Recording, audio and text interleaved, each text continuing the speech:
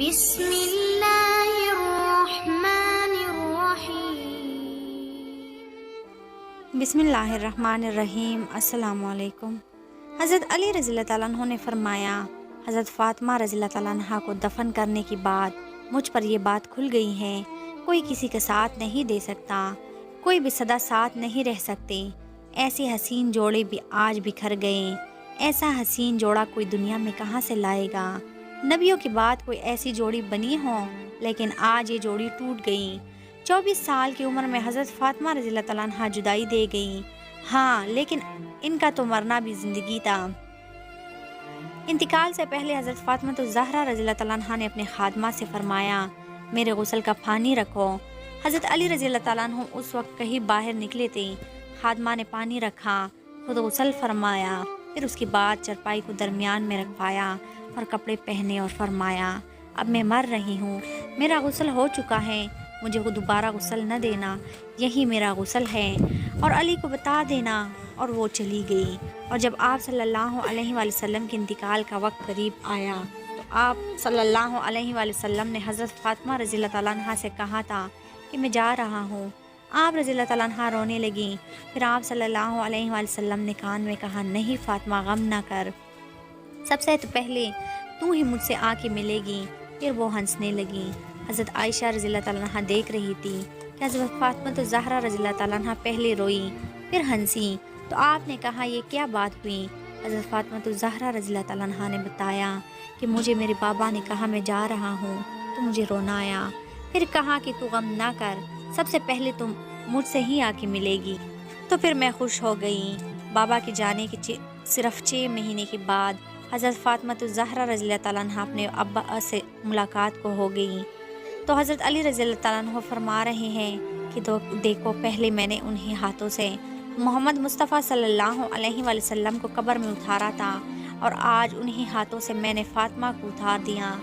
آج مرشد دنیا کا دھوکہ کھل گیا ہے، مجھے پتہ چل گیا ہے کہ یہاں کوئی دوستی سلامت نہیں رہ سکتے، کوئی گھر آباد نہیں رہ سکتا، اور کوئی گھر کتنا ہی آباد رہے، سلامت رہے، لیکن ایک دن آتا ہے کہ مکڑی کی جالوں کے سوا وہاں کچھ نہیں ہوتا، ہواؤں کی سنسناہٹ کے سوا وہاں کچھ نہیں ہوتا۔ ناظرین، ہمیں خود کے لیے بھی سوچنا چاہیے، دھوکہ نہ کھاؤ، جھوٹی لوگوں سے دھوکہ نہ کھاؤ، ہوش میں آؤ، ہم غلط جا رہے ہیں۔ اگر مر کے اللہ تعالیٰ کے پاس جانا ہے تو اس دھوکے کی زندگی سے واپس آؤ۔ وہ راستہ بتاؤ کون سا ہے کہ جس راستے میں موج میلہ بھی ہوگا، اللہ تعالیٰ بھی نہیں ملے گا، شاید ایسے راستے میں رسوائی ہی رسوائی ہوگی اور ہم در در کی ٹھوکریں کھاتے پھریں گے۔ ناظرین، اگر ایسا کوئی راستہ نہیں ہے، اور میرا ایمان بتا رہا ہے کہ ایسا کوئی راستہ نہیں ہے جس جگہ اللہ تعالیٰ موجود نہ ہو اور نہ ہی کوئی ہوگا، میرے پاس کوئی مضمون نہیں بیان کرنے کو۔ ہمارے نوجوانوں کو دیکھیے کہ ان کی کیسی دلوں میں اتر کر ان کی دلوں کے لگاموں کو اللہ تعالیٰ کی طرف پھیر دیں، اس کے رسول کی طرف پھیر دیں۔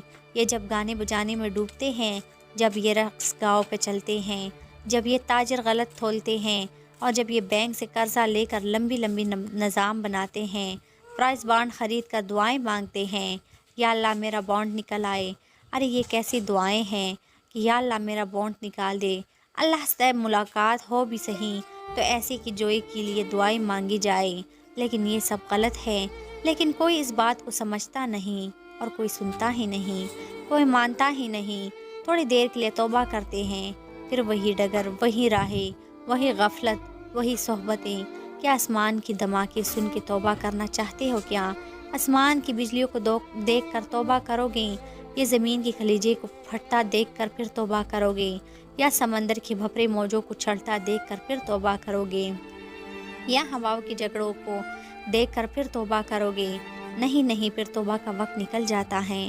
ابھی وقت ہے، ابھی بھی وقت ہے کہ ہم لوٹ آئے۔ قبروں کی پوسیدگی یاد کرو، قبروں کے اندھیرے یاد کرو، اور وہاں کوئی نہیں ہوتا، نہ کوئی ساتھی، نہ کوئی رشتہ دار۔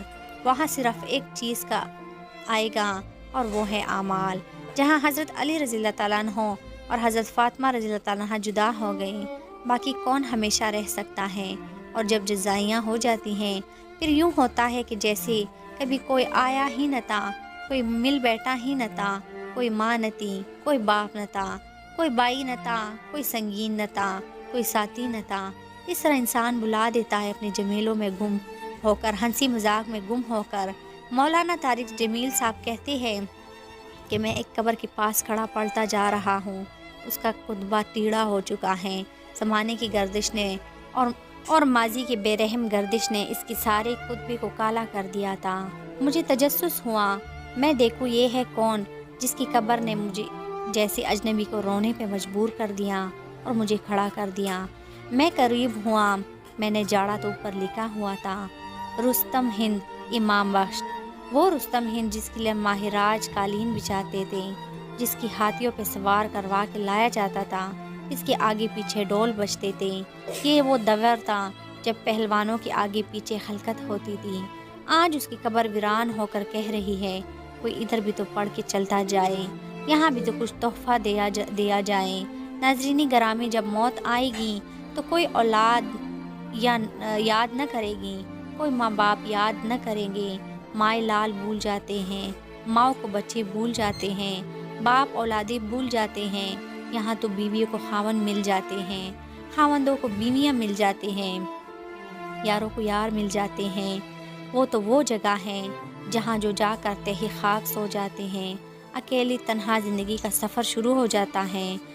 علی بن ابی طالب جیسا شاہ سوار، اللہ تعالیٰ کا مقرب محبوب انسان، جس کو اللہ کے نبی صلی اللہ علیہ وآلہ وسلم نے کہا کہ علی تجھے بشارت ہو، جنت میں تیرا گھر میرے گھر کے سامنے ہوگا۔